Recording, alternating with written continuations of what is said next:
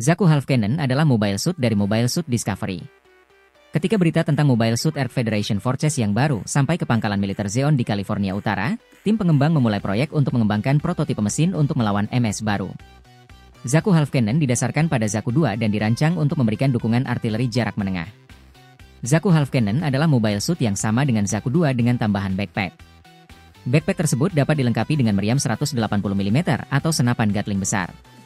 Sumber dari www.gundam.fandom.com.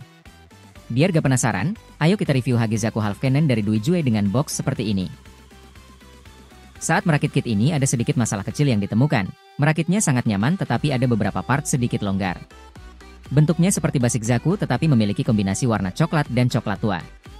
Meskipun merakitnya sedikit nyaman, tetapi detail yang ditawarkan sangat bagus dan dengan stiker membuatnya lebih detail. Bagian kepala sangat menarik. Seperti Zaku pada umumnya memiliki selang yang mengitari kepalanya tapi dengan warna coklat yang tetap membuatnya lebih keren. Badannya juga dibuat sangat keren. Lihat betapa detail bagian ini. Juga ada beberapa pipa di badan yang terhubung dengan backpack. Di pinggang juga seperti Zaku pada umumnya, bentuknya benar-benar rok di bagian depan, samping, dan belakang. Di bagian belakang ada backpack besar yang terhubung ke senjata dengan dua senjata besar di bagian bawah dan meriam 180 mm atau Gatling gun. Zaku ini tidak mempunyai jet atau booster karena Zaku ini tipe darat. Maka dari itu untuk mobilitas Zaku ini mengandalkan pendorong yang ada di telapak kaki. Bagian lengan juga menarik. Bentuknya berbeda di bagian bahu. Di sebelah kanan ada shoulder shield dan di sisi kiri ada bahu yang memiliki duri untuk menyerang musuh.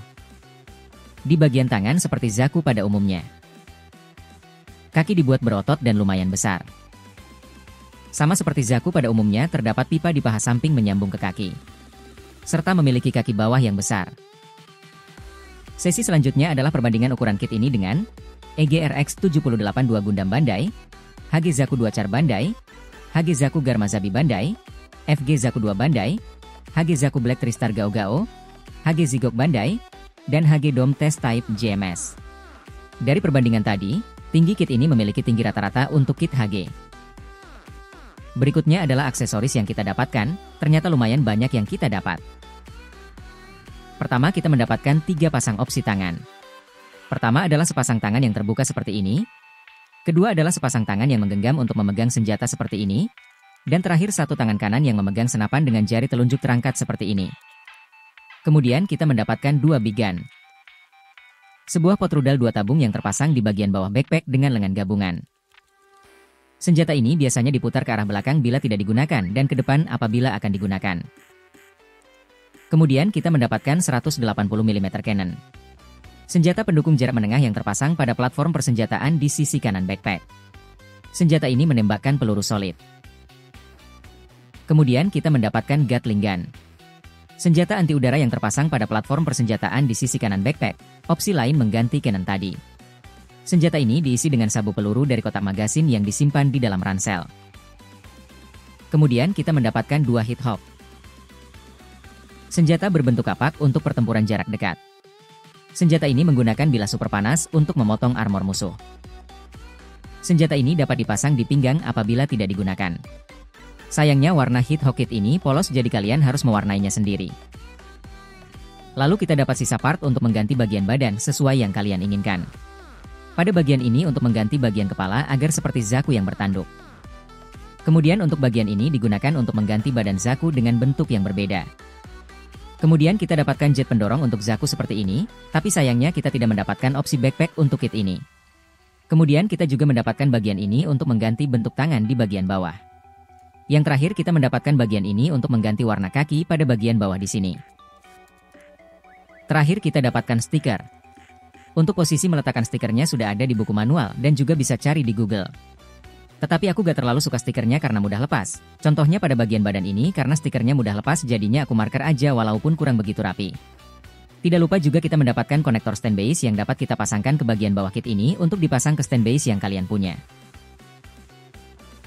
Kita lanjut ke artikulasinya. Setelah rakit kit ini awalnya solid, namun lama-kelamaan loose terutama di bagian badan. Lalu loose juga di bagian tangan kanan dan kiri tapi lebih loose di tangan kanan. Baik, sekarang kita coba pose Luffy Gear Second.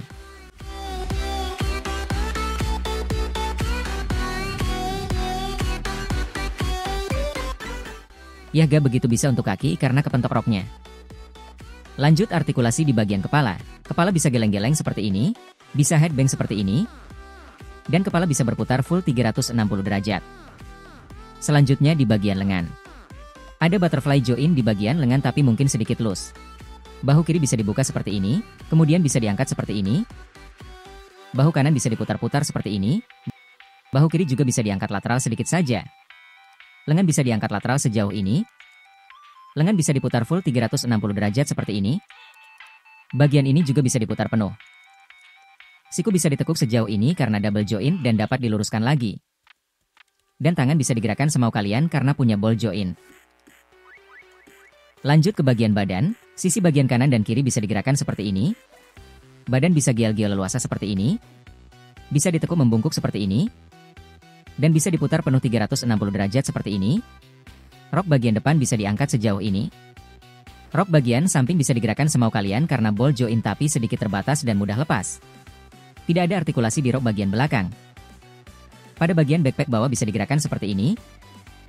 Dan juga hati-hati pada bagian ini untuk memasang gatling dan sedikit mudah lepas. Selanjutnya, di bagian kaki, selangkangan bisa digerakkan maju dan mundur seperti ini tapi agak serat.